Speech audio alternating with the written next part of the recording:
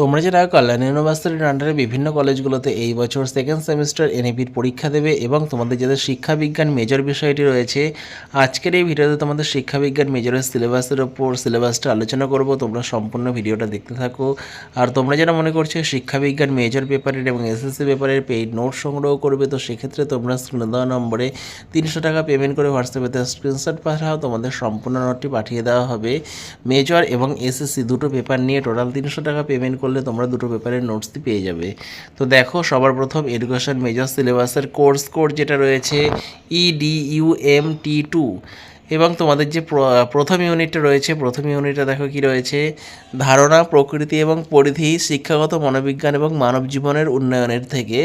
এরপরে রয়েছে মনোবিজ্ঞান এবং শিক্ষাগত মনোবিজ্ঞানের মধ্যে পার্থক্য, বৃদ্ধি এবং বিকাশের মধ্যে তোমরা পাবে মানব জীবনের বিকাশের বিভিন্ন ধাপ, দিকসমূহ, শৈশবকাল, বাল্যকাল ও কৈশোরকালের শারীরিক, সামাজিক, বৌদ্ধিক ও ভাষাগত বিকাশ এবং শিক্ষাক্ষেত্রে তাদের ভূমিকা।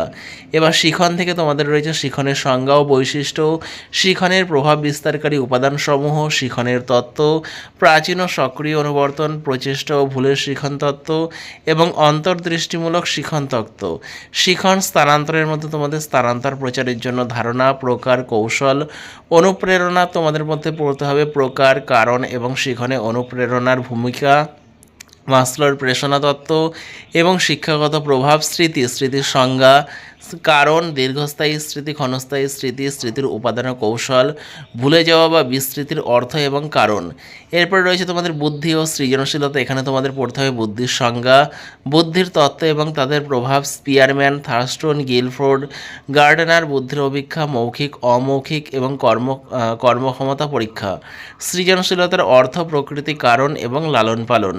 ইউনিট 4-এ তোমাদের পড়তে হবে বুদ্ধি ও সৃজনশীলতার মধ্যে তোমাদের সংজ্ঞা, ব্যক্তিত্বের নির্ধারক হিসাবে বংশগতি ও পরিবেশ, বিভিন্ন প্রকার ব্যক্তিসত্তার ধরন তত্ত্ব, শেলডন, ক্রেচমার এবং সংলক্ষণ তত্ত্ব, অলপোর্ট, ক্যাটেল, মনস্তাত্ত্বিক তত্ত্ব। ব্যক্তিত্বের পরিমাপের মধ্যে প্রজেক্টিভ টেস্ট, নন প্রজেক্টিভ টেস্ট, মৌলিক পার্থক্য।